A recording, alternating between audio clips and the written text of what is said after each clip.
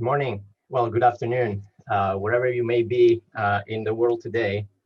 We hope you enjoyed the opening video. We wanted to set the mood for this episode 14, which is the final episode of our COVID-19 Religion and Belief webinar series. My name is Francesco Di Lillo, and I will chair today's panel as we all together, hosts and participants, will look at what we have learned over the last 3 months as we shared experience, knowledge, and good practices from around the world on the impact of COVID-19 on religion and belief.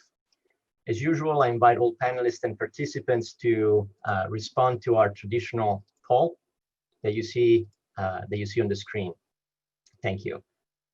For your information, as always, this webinar is being recorded and live streamed on social media.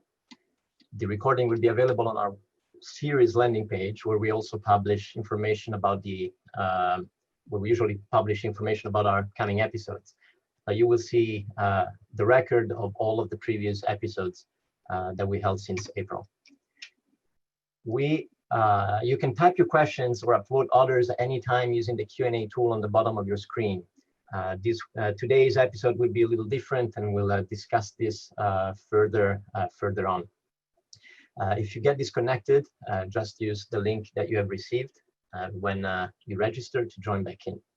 Finally, I would like to recognize the sponsoring institution of this webinar series, the Cambridge Institute on Religion and International Studies, the Center for Religious Studies at Bruno Kessler Foundation, the Center for Justice and Society at Fundação Getulio Vargas Law School of Rio de Janeiro, the International Center for Law and Religion Studies at Brigham University Law School, the European Union Office of the Church of Jesus Christ of Latter-day Saints, and the University of Siena.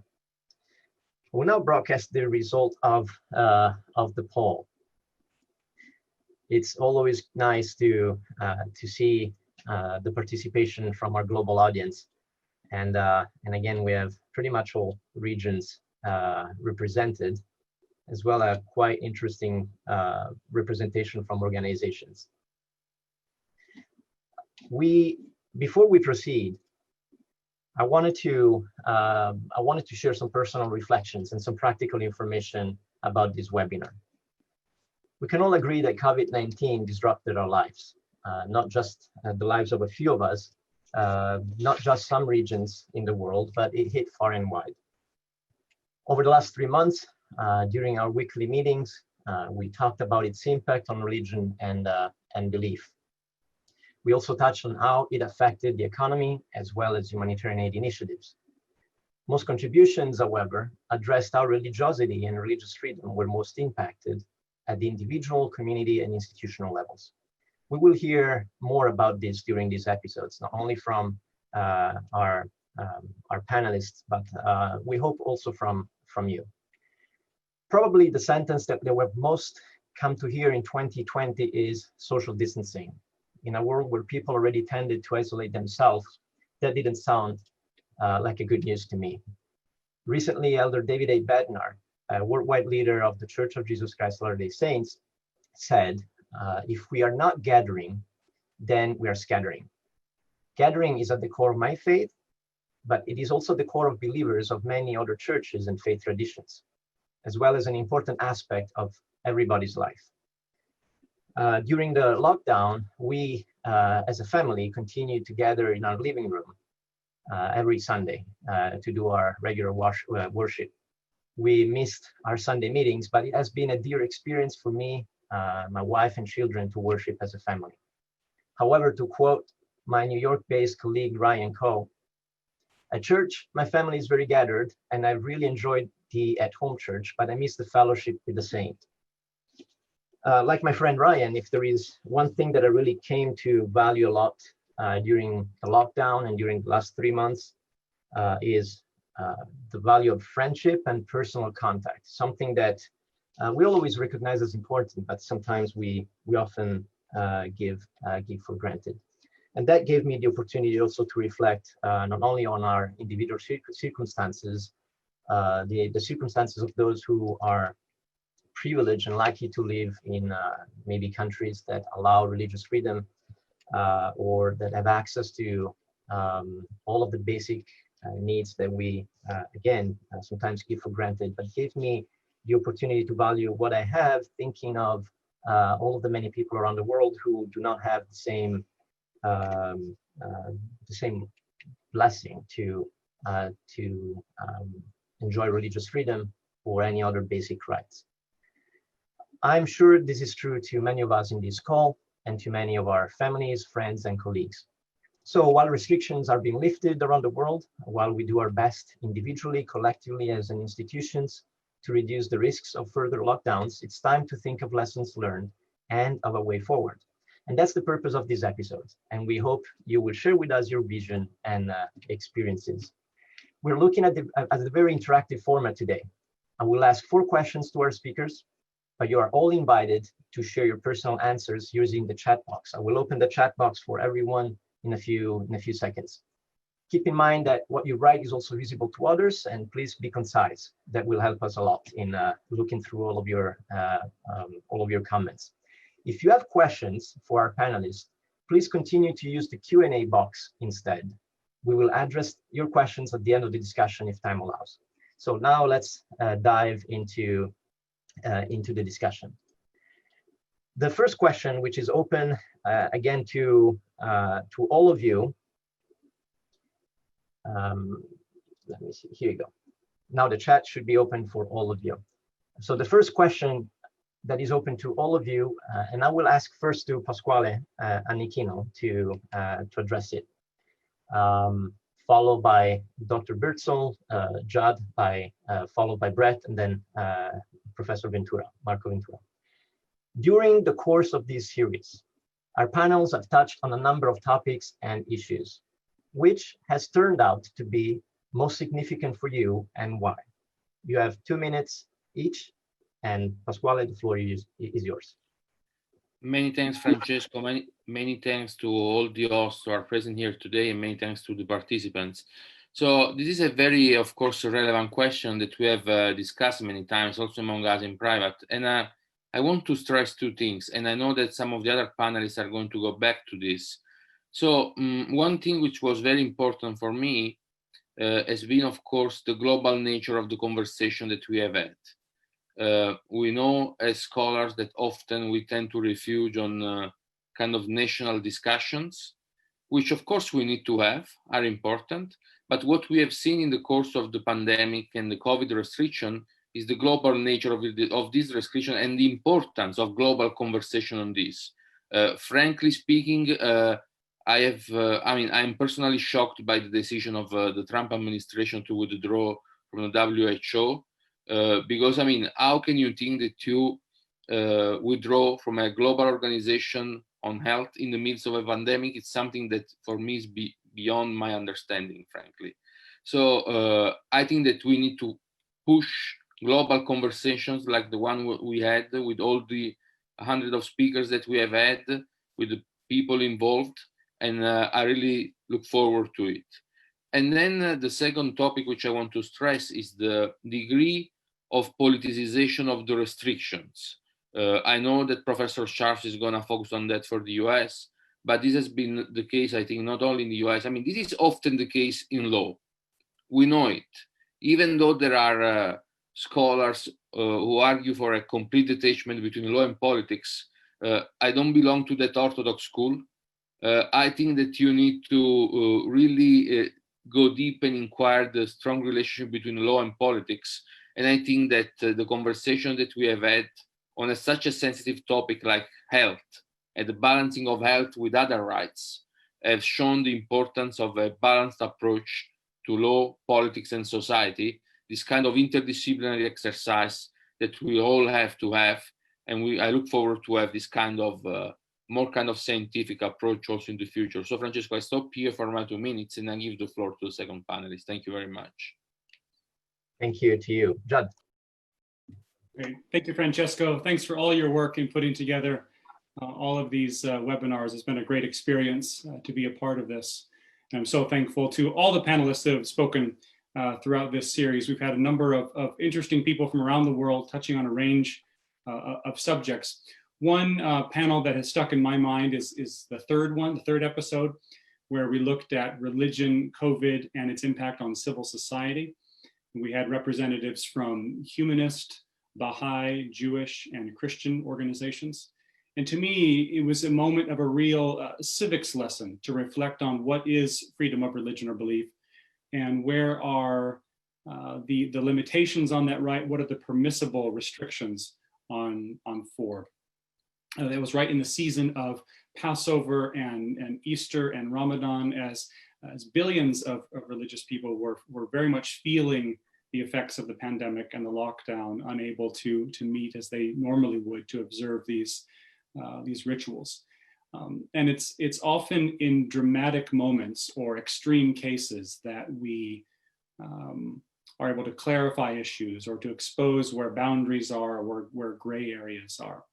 And this pandemic and the ensuing lockdown has definitely been one of those dramatic moments. We've seen, in a sense, the most comprehensive, instantaneous, widespread restriction of religion or belief, perhaps in world history. But of course, much of that has been grounded in public health concerns, so it's at least in principle justified to narrowly, and on a short-term basis, restrict freedom of religion or belief and other human rights on the basis of public health. But still, there's been vigorous debates, calls for vigilance, even some calls for civil disobedience from some quarters. Many organizations have spoken into those debates helpfully. In panel 3, we had a representative from the Conference of European Churches, and they had just put out a report accepting limitations on FORB in light of public health concerns, but also calling for vigilance, holding government to account.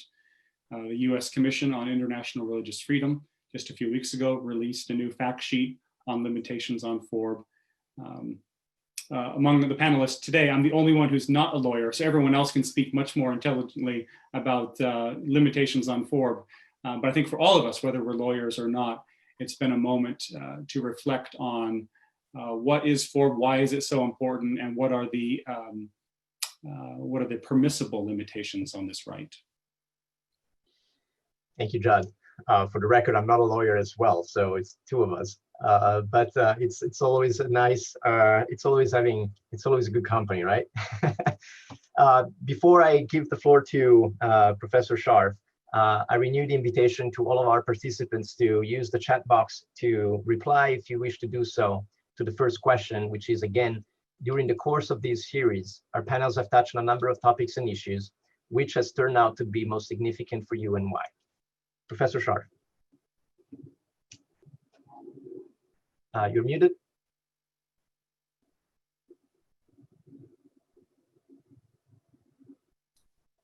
Thank you, Francesco, and thank you to all of the organizers, and special thanks to all of the speakers who have joined us over the 14 weeks, and to our audience. We know a number of you have been very active and regular in your participation, and we appreciate that, and we have noticed it. In our first session, I spoke of COVID-19 as a stress test. And from my perspective, and I'll speak largely from a US perspective today, it seems many of our institutions have not done very well. As for Congress and the president, I have to give them very low marks. Courts, somewhat better. They have largely deferred to political branches. Churches and religious organizations, mixed, but on the whole, they've performed pretty well, both with respect to being good citizens, exercising restraint, and in humanitarian responses. Individuals, well, that, not surprisingly, has also been very mixed. The media, in my judgment, has performed very poorly. In the US, I'm not sure there is an institution that will have more difficulty regaining trust and credibility than the media. The police, poorly, as we've all seen with the killing of George Floyd and the aftermath. Public health officials, also poorly. As a group, they went from treating gatherings as completely unacceptable to acceptable overnight. That night was May 25th, Memorial Day, the traditional start of summer, and the day that George Floyd was killed.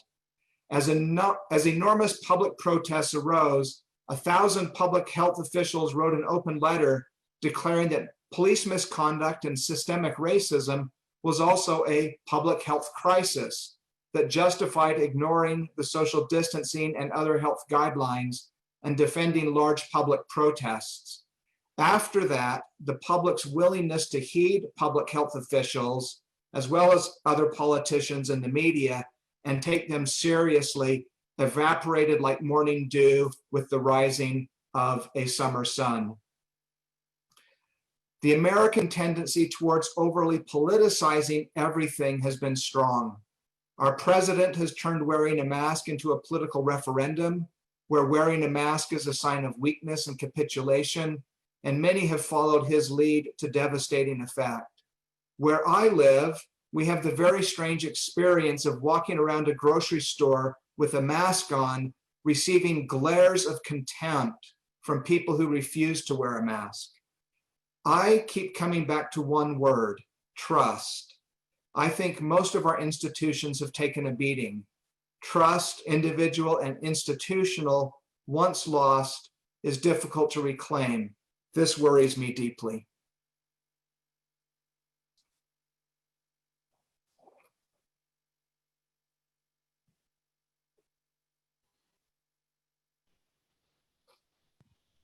Francesco, you're on mute. Yes, that's not good for a chair. Thank you, Brett, for your contribution. Professor Ventura, time is yours. Thank you very much, Francesco. And I join in expressing a deep gratitude to the fellow co-hosts of the series, the speakers, the institutions, and of course the participants, the audience, those who were with us for just one webinar or a bit of it, and those who were with us all the time. Everybody has been of tremendous importance for our effort as a whole. And I'd like also to add my appreciation for those who participated in the Q&A or in other forms, including in the chat. We just got two very, very interesting contributions in the chat, which I would hope that could be probably extended to the group. I see that Lucia Galvani and Sergei Antonov has written to all panelists. They might maybe make the contribution available, or we might make it available to everybody in the audience, because their observations are extremely relevant. What I'd like to say from my side very quickly as a response to the first question is that, of course, it's difficult to answer. I mean, all the webinars were extremely, extremely valuable. On my side, I would pick episode number 7, the one on business and the economy, as the one which really opened my eyes in the realization that this crisis was a crisis about a whole system of interaction of religion and belief and the world, and a whole system of understanding of what is going on. Many said already that the pandemic was not something which happened suddenly. We changed everything and without any relation to the world as it was before. I join in this vision. The pandemic was sort of an amplifier of something which was already in preparation, already going on. And this applies to the health of people, the health of the planet. And this applies to the impact of religion socially, including in health and well-being, politically, but in all possible respects. That's why I see the webinar on the economy as particularly relevant. This crisis is an invitation in practice and in theory to go beyond boundaries, to go beyond any received conventional wisdom when it comes to religion, and look at the interaction of believers with reality in a very broad way, in the broadest possible way. And this is my takeaway, my main takeaway in terms of what has been said during the webinars. Thank you. Thank you, Marco. So already a lot of food for thought. Balanced approach on laws and society by Pasquale, civic lessons on what is form and the widespread restriction in history, as pointed out by Judd. A very strong review of the performances of the media, public health officials, and the politicization of health measures by Professor Scharffs, and finally the focus on business and economy by you, Professor Ventura. Let me go on what you have shared. So Lucia Galvani, in response to the first question, wrote, "The matter of religious discrimination on one side and the role of different religions during the outbreak in guaranteeing solidarity and closeness to people through spiritual and religious practices and in specific social forms of intervention," which I think it's very important, as Professor Ventura mentioned. Sergei Antamanov wrote human dignity, which is a topic that we touched, I think, on the second episode. That aspect of it was important to me to hear during one of the webinars dedicated to this subject, but also through the rest of the webinars. It's a challenge and a stress test, in words of Professor Scharffs, which we didn't really pass. I hope that this conversation will be continued as we see that some parts of the world are going on a lockdown again right now. Christian Morelli just wrote, "As I'm completing my master's degree in international relations, I've been able to perceive that there is a lack of interest in religions relations with IR, international relations, I assume. Thanks to this webinar series, I've been able to learn that civil society, regional and international organizations do care about religions. Religious believers are a significant part of the composition of the international community and therefore having a space to speak up in a laic world. Many have been the episodes that really caught my attention, but in particular 4, 5, 7, 11, and 12. Thank you, Christian, for being with us for so many episodes. Julia Bicknell wrote, "As a UK-based journalist specializing in freedom of religious belief, I did an experiment and tried to get story of religious minority discrimination in time of COVID-19 into some mainstream outlets like UK Guardian, New York Times, Washington Post, etc. as a freelance, and mostly got no response at all. These things depend so much on pre-existing relationships. I fear, and I didn't necessarily have strong enough ones for a time of crisis when presumably editors were overwhelmed working from home." So do you have I think I can have one of you to take to make a comment on any of these if you wish. I just would like to say that I feel that what Ms. Bicknell has said is important in terms of media coverage. We always find it very hard to find journalists who are willing to cover issues of religious freedom and freedom of religion or belief. So I think that that's quite spot on the topic. But has any of you anything to comment on any of these contributions?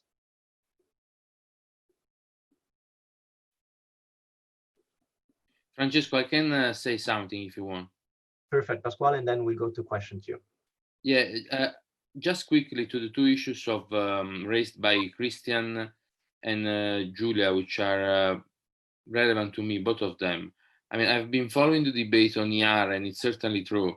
There has been an increased difficulty from IR scholars to get religion. Then over the past few years, we have seen an increase of interest of people doing ER on religion. Now we will have to see how things will move. But I think that I would say the last 5 years have been quite good. Of course, then it depends what we mean by religion, because in IR circles, of course, there has been a lot of interest. For instance, the rise of ISIS, militant Islam, and Judd probably has a lot to say about that.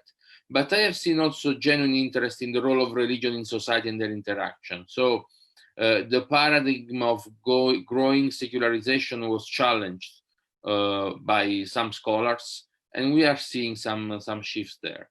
And then as far as Julia is concerned, I mean, as a person that also regularly writes for newspapers, I have to say that, yeah, it's definitely true. And as a person that regularly writes for newspapers on issues of religious freedom, when you propose a story to the editor-in-chief of a newspaper, especially in, I would say, Western journals, where the role of religion in society is not obvious, you always have to try to pack the story in a larger context. So, for instance, I've been able to write issues of religious freedom in China, packing it with the economic disputes between China and the US. So trying to show the wider links of religious freedom disputes, it has been a kind of a positive move on my side, and I hope it will be for others as well. Thank you. Thank you, Pasquale. Let's now move to question 2.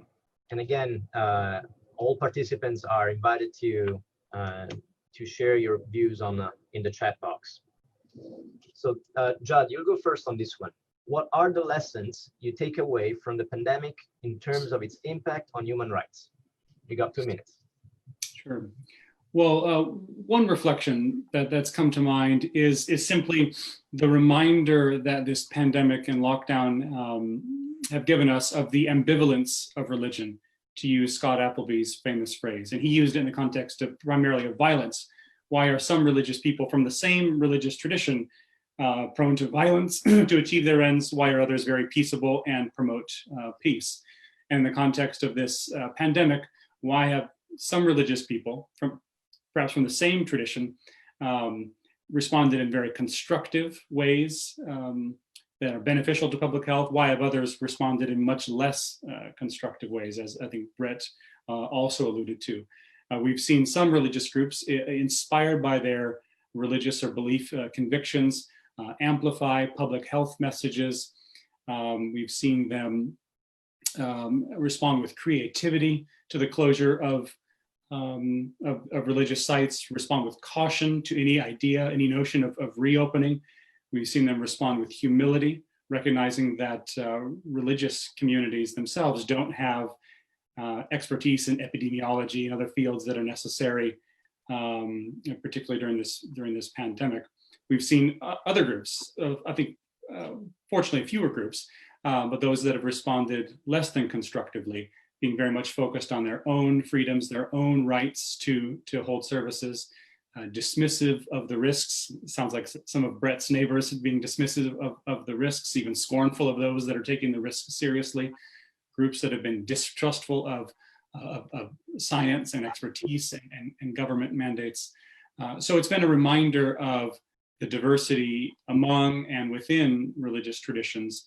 And this also is quite relevant as a human right, because a society's respect for the human right of or a society's toleration of religion and belief in general, or their toleration and respect for certain religious or belief communities is going to be linked in many ways to the perceptions of whether religion generally or specific religions are constructive or destructive forces within society. So I'm concerned about how the less than constructive responses of some religious groups might sour the reputation or perceptions of religion, and that doesn't bode well for fostering greater freedom of religion and religious toleration. Thank you, Judd. Brett, would you like to go next for 2 minutes? Thank you. Yes.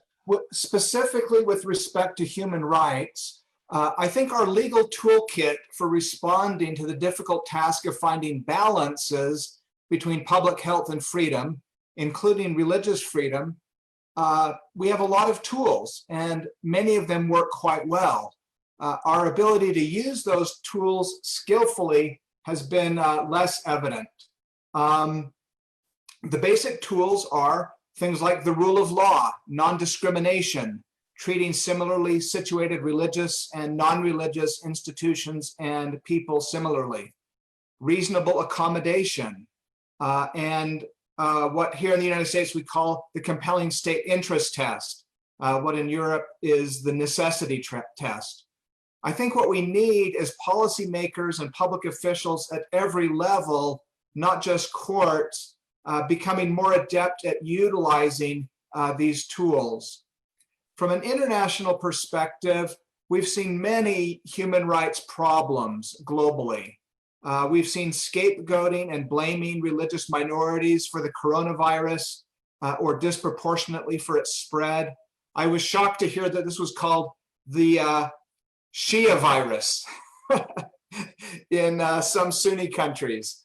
The differences and discrimination in access to governmental services for different groups, and especially minority groups, and differential impacts on different communities. We've also seen significant differences in primary and secondary effects. This is something I hadn't sufficiently focused upon. While men are more likely to die from coronavirus than women and children, when it comes to secondary effects, women and children are more likely to suffer harm from things such as domestic abuse, as well as social inequalities.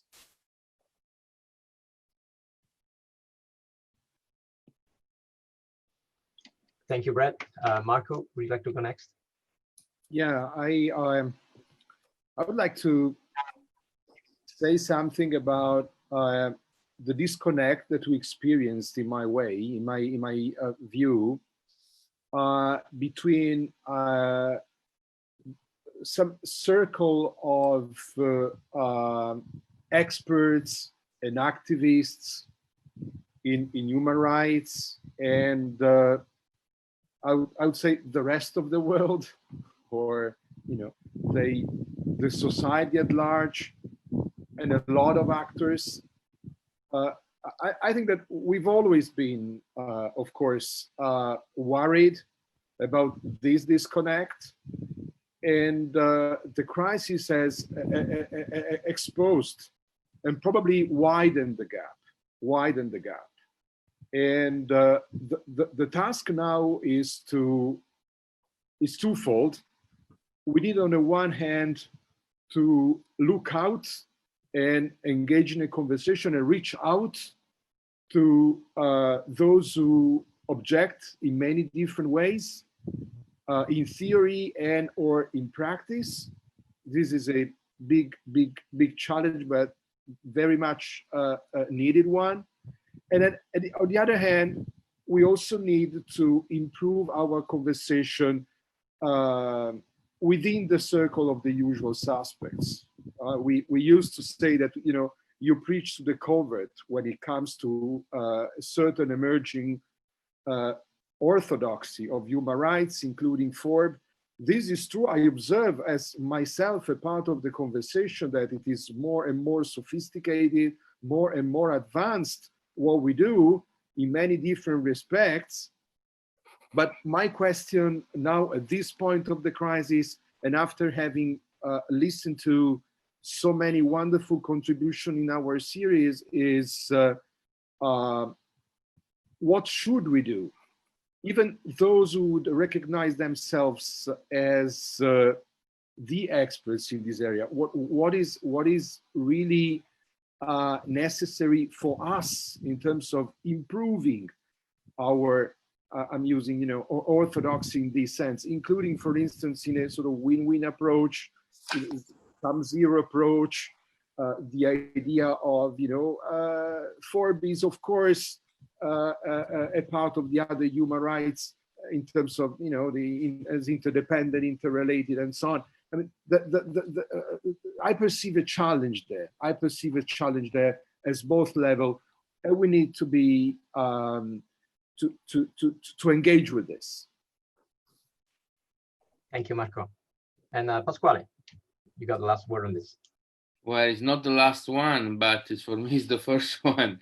So thank you very much. I have learned a lot, and the series has helped me in two ways. First of all, for the work which I'm doing on a book, which of course discusses human rights and religious freedom from a global perspective, but then also on a key issue, which I think it's really a kind of dividing line in the human rights debate and for religion in an academic conversation, or we are having a conversation in practical matters, which is the division between an individualistic or a collectivistic understanding of human rights. And I think that what the pandemic has taught us is that I already believed it before. I thought that a solely individualistic understanding of human rights was too simplistic, was not grounded in the reality of men and women. And I thought that a reflection on the societal level and collective understanding of rights and social relationship was always needed. Now, with the COVID, we have seen that our actions, our ideas, and our behaviors have, whether we like it or not, impact on others. And so we have to find this right balance between individual and society. Now we are seeing that certain states, in the name of collective understanding of rights and national security, are basically canceling all human rights in the name of collective rights. We have seen this, we have seen during the pandemic, and we are seeing it. So why we don't have to go towards, in my opinion, towards a too much individualistic understanding of rights, we also don't have to go towards too much collectivistic understanding of rights. So there is a real struggle to find the right balance between the individual and the collectivity in which the individual is a part of. And I think this is, of course, key also for religious freedom, because you have to find that balance in the society at large, but you also have to find that balance within the religious group, so within religious laws. So it's a twofold kind of challenge from secular law and for religious laws. And I think that there are lessons that we can learn and that we have learned in this pandemic. So at least this is something on which we can build on. Thank you, Francesco. Thank you, Pasquale, and thank you to all four of you. You cover quite a wide range of topics and issues. Let me go back to some of the comments that were shared before this meeting and also through the chat. And let's see what we can say. So Victor Umana from the Coal City University from Enugu, Nigeria, he wrote, COVID-19 has summarily impacted negatively in my region, Nigeria. Loss of jobs, deaths. Have learned that the world is actually controlled by an unforeseen power and force, God.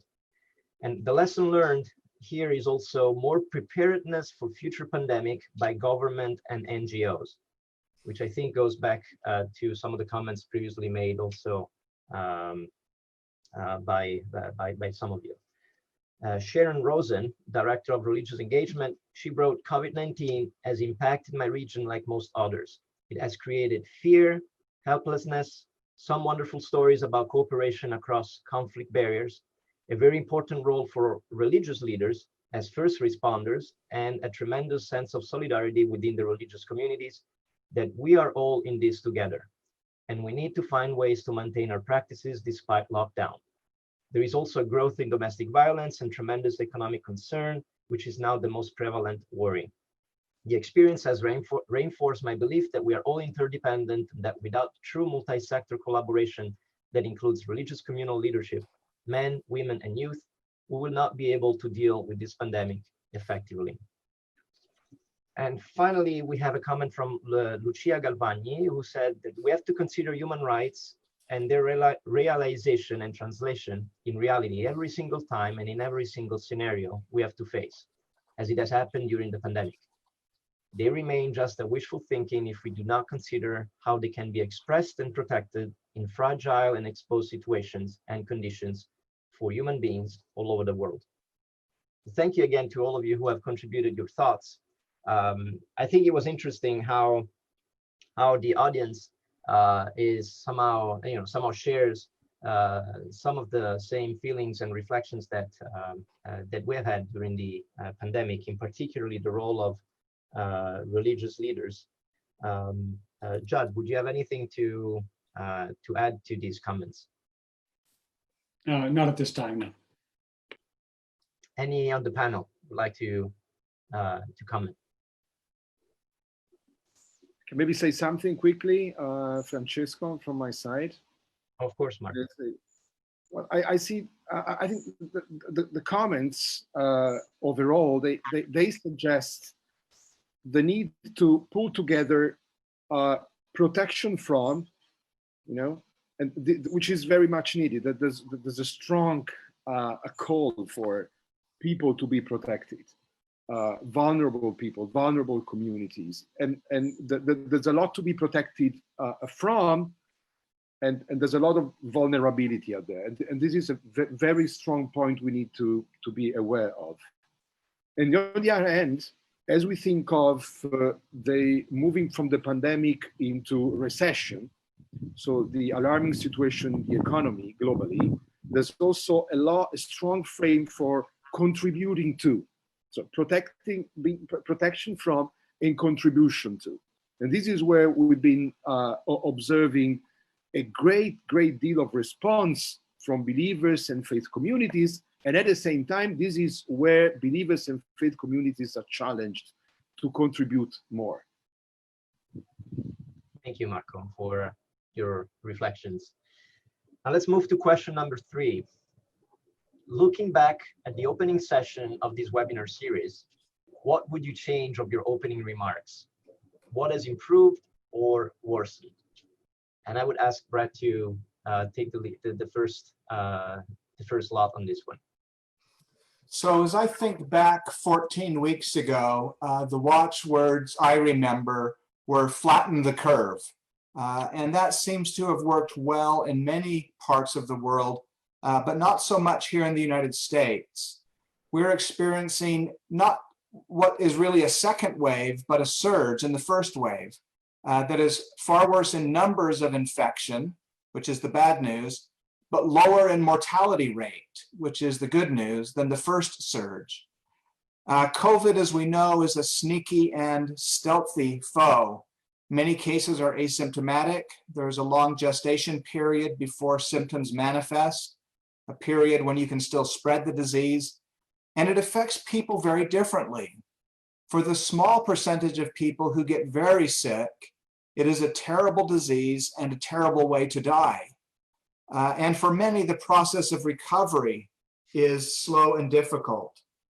3 months ago, I accepted the conventional wisdom that this was a matter of all of us sacrificing and acting responsibly for a short time, and then the worst would be over. We did not flatten the curve, and the worst, at least here in the US, does not appear to be over. Sorry, that doesn't seem very positive. Thank you, Brett. Marco, next. Yes, I was reading very interesting questions and contributions in the Q&A, by the way, and so which is again a confirmation of the great quality of the contribution. Thank you so much, everyone. One point I would like to make at this stage, my initial remarks were about a challenge for knowledge and a challenge for action.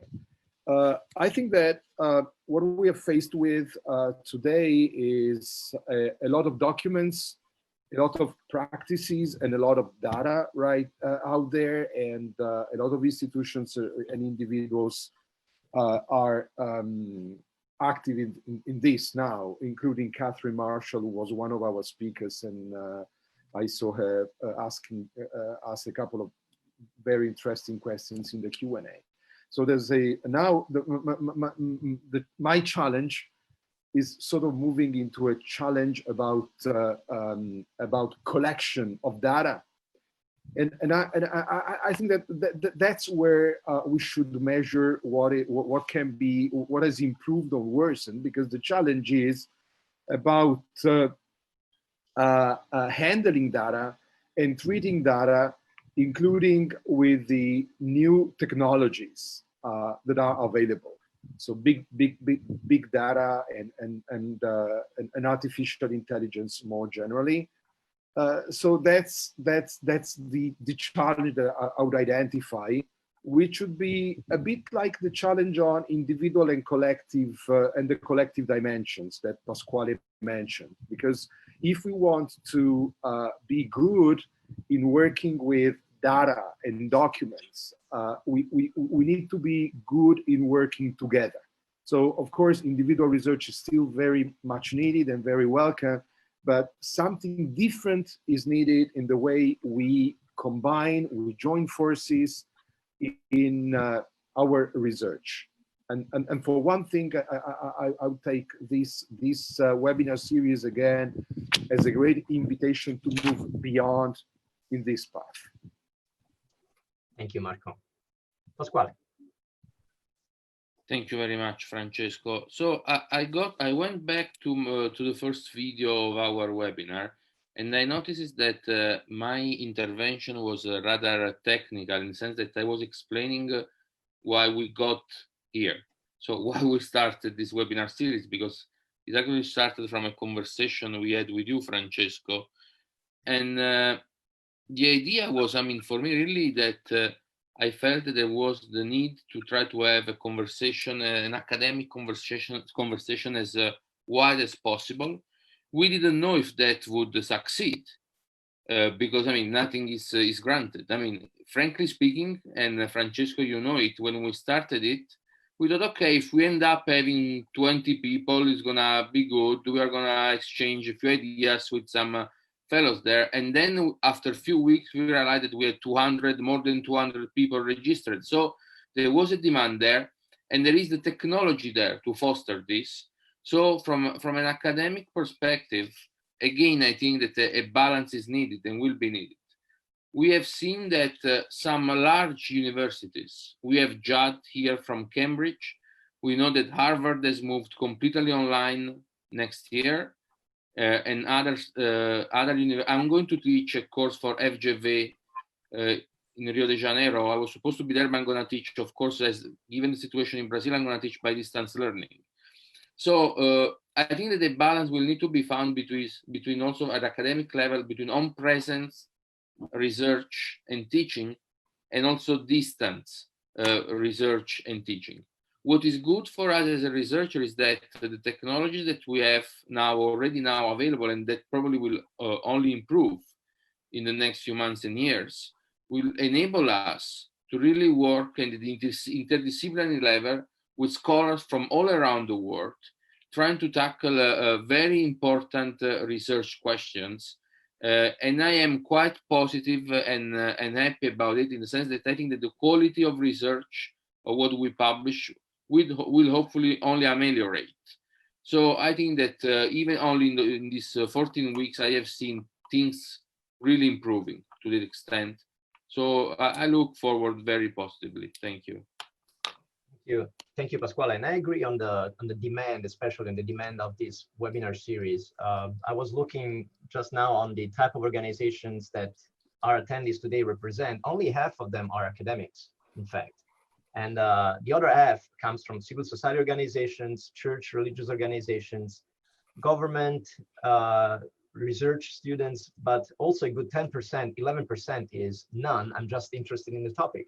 So it's and these we have seen this trend throughout the series. Judd, you got the last take on this question. Sure. Yeah, I would nuance my opening comments a bit in light of research and reflection that has come out 14 weeks hence. In my opening comments, I focused on religiosity and noted how disasters tend to heighten religiosity within people who already have some connection to religion. After an earthquake or a flood or whatever it might be, people flock to religious sites, flock to religious gatherings for comfort, perhaps for material aid, for a sense of meaning and hope amid the disaster. But this pandemic and the lockdown is no ordinary disaster because of the reasons we've been talking about, because of the limitations on religious sites and religious gatherings. So I speculated as to whether this was we were going to see an increase or decrease in religiosity. Soon thereafterwards, around the same time, we published an article on the religious recession that COVID might bring about. And that has been the most popular article on our website, Religion and Diplomacy, of all time. More people have viewed that article than all of our other articles combined. And I think that speaks to the interest in the issue and perhaps the concern from many that there will indeed be some sort of religious recession as a result. But we've also published some work by a Danish economist looking at particularly at Google trends. And she noted that Google searches related to prayer are at their highest levels ever, which would suggest that in the absence of religious gatherings, given the closure of religious sites, people are turning to a more private form of religiosity online in their homes. So perhaps we might be seeing both a institutional religious recession and a surge of private religiosity. And how those two trend lines continue to develop and how they intersect with each other, I think will be very interesting to watch in the months and perhaps even years ahead. Thank you very much, Judd, and thank you all for your insightful responses. Now let's move to the last question. And for the participants, I've seen this has been asked, if you want the other participants to see your comments and your answers to this question in the chat box, please select all panelists and attendees while you type your comments so everyone can see.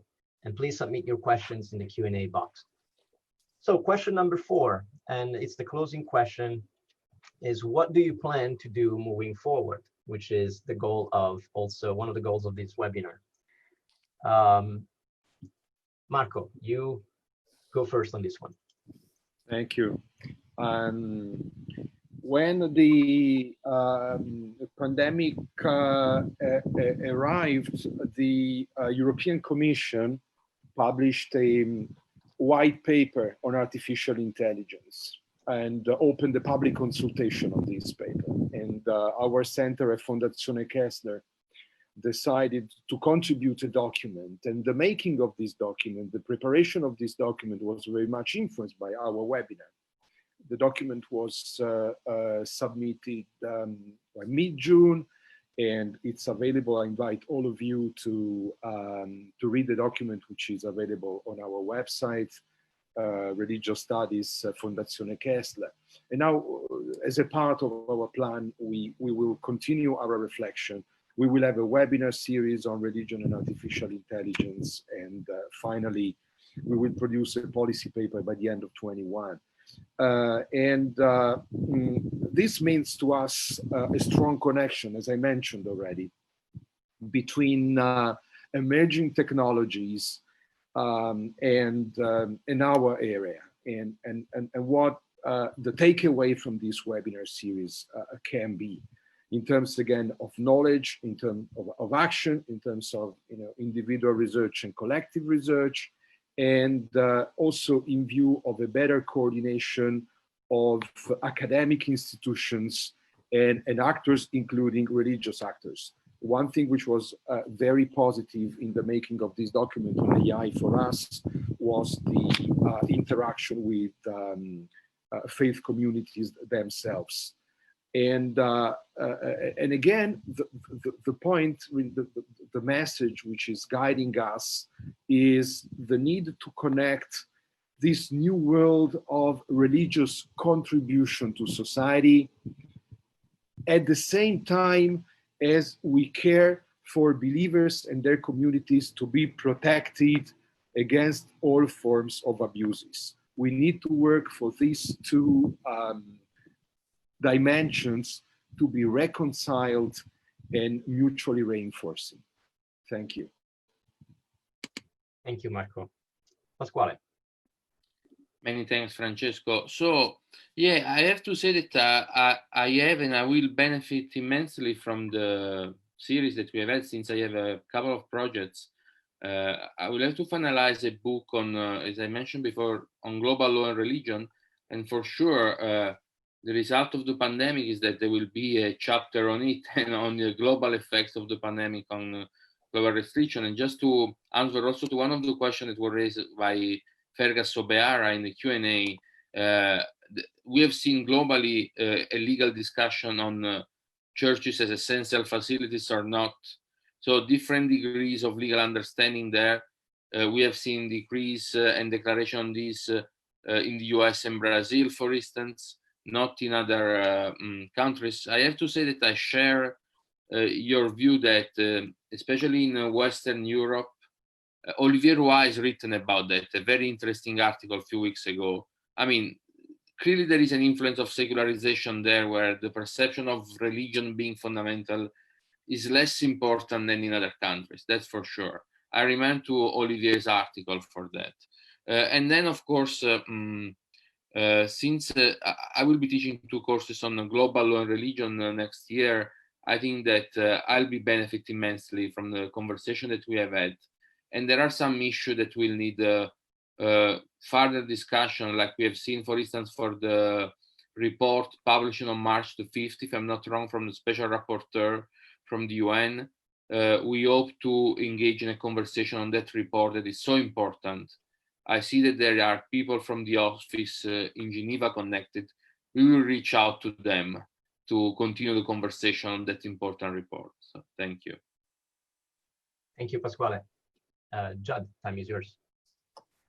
For me, practically, like everyone else in this world, trying to find ways of doing things online. So much of my work in terms of teaching, hosting events presupposes the ability of people to gather together physically. And now all that needs to be done online. For our center in Cambridge, a big part of what we do is bringing people to Cambridge, which has a certain appeal to it and can't be replicated on a Zoom. There's not a, Zoom doesn't look like a Gothic building where you're surrounded by portraits of kings and queens and so on. Maybe I could have a Gothic background, but anyhow, so finding creative ways, just as religious groups are, and other kinds of institutions, finding creative ways to translate our work in terms of research, teaching, convening into online platforms for the time being. Thank you, Judd. And Brett, you do have the final word on this question. Yeah, to echo what others have said, like many, our work at the International Center for Law and Religion Studies has moved almost entirely online. I've been pleased with our efforts together with our fantastic partners here with these webinars. Our teaching programs have taken place or are taking place online in places as varied as Provo, Vienna, Indonesia, and even in China. We continue to work on law reform projects online in places such as Uzbekistan. Our Religious Freedom Annual Review was run as an online event and reached many tens of thousands of people rather than the usual 500. And our work with our 15 summer research fellows has been really rewarding this summer. Personally, I remain deeply committed to the Human Dignity Initiative, emphasizing human dignity for everyone, everywhere. And I believe the message of that initiative remains more relevant than ever. I appreciated the references to that came up in the chat bar. For me, that's the simplest formulation I can come up with. All of us, in each of our spheres of influence, must strive to protect and promote the human dignity of all people in all places.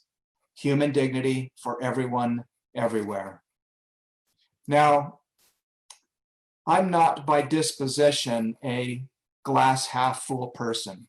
Indeed, I am given to melancholy. So I am having to work hard to remain optimistic and hopeful. I do believe that if we work together, if we listen to each other, if we try to be compassionate and patient with each other, things will work out. I'm a person of faith, and I believe at times it seems against available evidence that love is the strongest power in the universe, stronger than indifference and ignorance, stronger than anger and rage, stronger than hatred and fear, stronger than the coronavirus or economic turmoil or racism. Love will win. I believe it.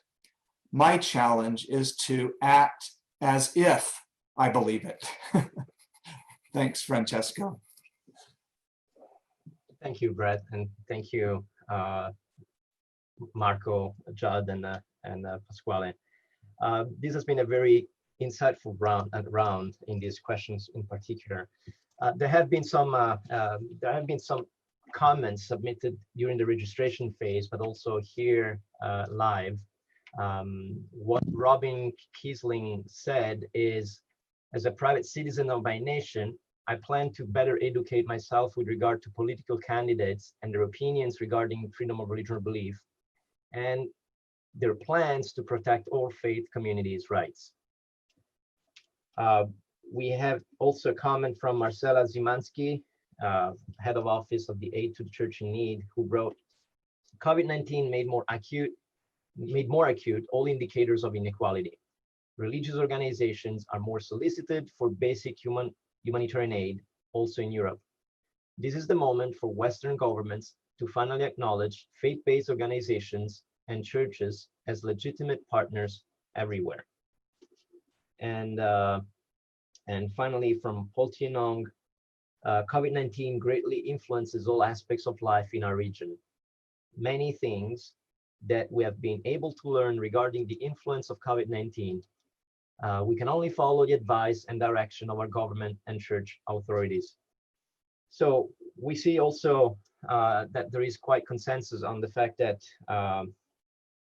it's important to follow the advice and directions of government and church authorities when it comes to the containment of the pandemic. I like Marcela's comment on the importance of government and institutions to recognize the churches and religious organizations as legitimate partners. But I also like Robin's comment on better educate oneself with regard to political candidates and their opinion. I think this is probably one of the first things that each of us can do. So for our panelists, is there anything that you would like to add to these comments before I take probably one question from the Q&A?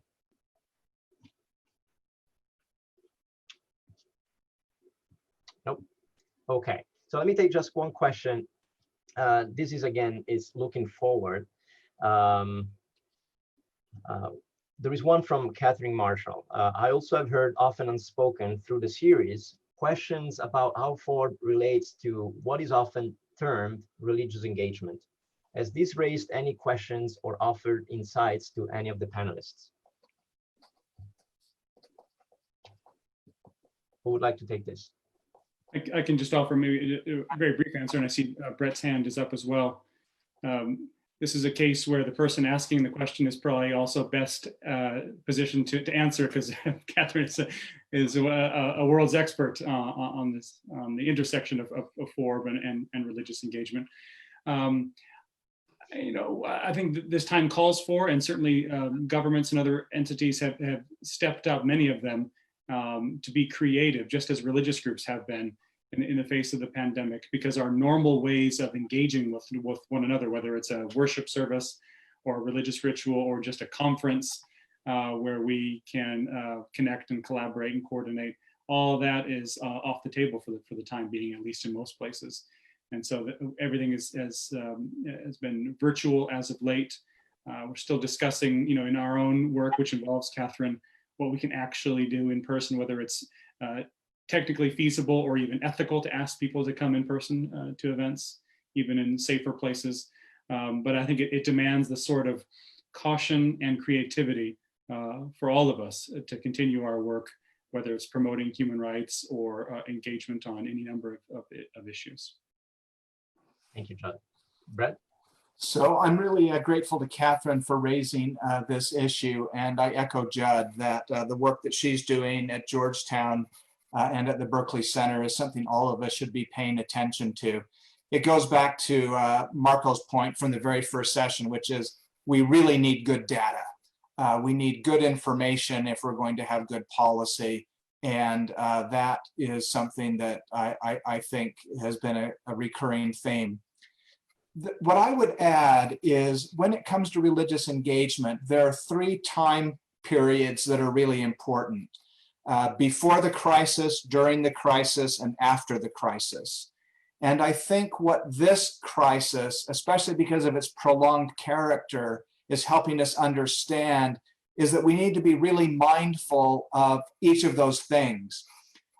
Religious engagement is going to be difficult when the crisis hits if religious leaders don't know each other, if they don't already have networks and relationships of trust and associations, informal, formal, that are dynamic. I saw that just yesterday in the UK, there was a new forum that was launched, which is really important because that was something that reaches across government, non-government, religious, civil society, and tries to create networks that know and trust each other that can be responsive at times of crisis. It's the post-crisis moment that we need to be also attentive to, because it's really easy to just move on to the next thing. And what we need to do is, as crises recede, we need to be thinking about what can we do to strengthen those networks of engagement in preparation for what comes next. And so, Catherine, I think that what I would just highlight that's important about the work you're trying to coordinate is sort of these 3 phases, the before the crisis, during the crisis, and after the crisis perspectives. And we need to be thinking about how do we build and create effective collaboration and engagement at each of those moments. Thank you. Thank you, Brett. I don't know if Marco and Pasquale would like to add something or anything. We are running out of time at this point. We're conscious of your precious schedules.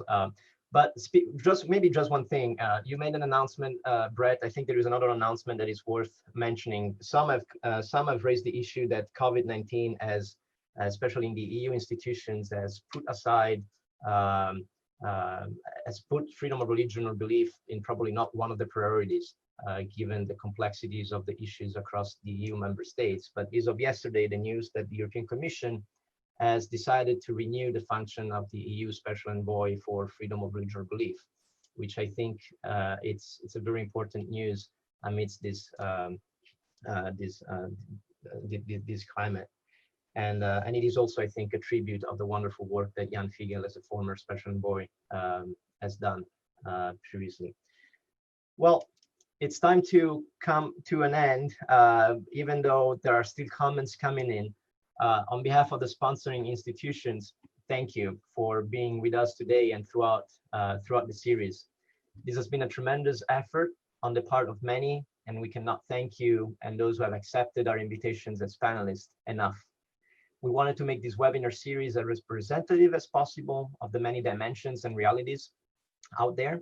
We recognize that we have missed some regions and or some experts who would have deserved some attention. It is not a promise or a commitment, but we have been thinking to reassess the situation in a few months from now and maybe launch a mini series in November through December. So please, to this regard, please take a couple of minutes for the feedback form at the end of this webinar to share your interest. To you and the more than 1,500 participants who spent some time with us every Thursdays for the last 3 months, thank you. And on behalf of the panelists and sponsor institutions, goodbye and stay safe. Thank you, everyone. God bless you.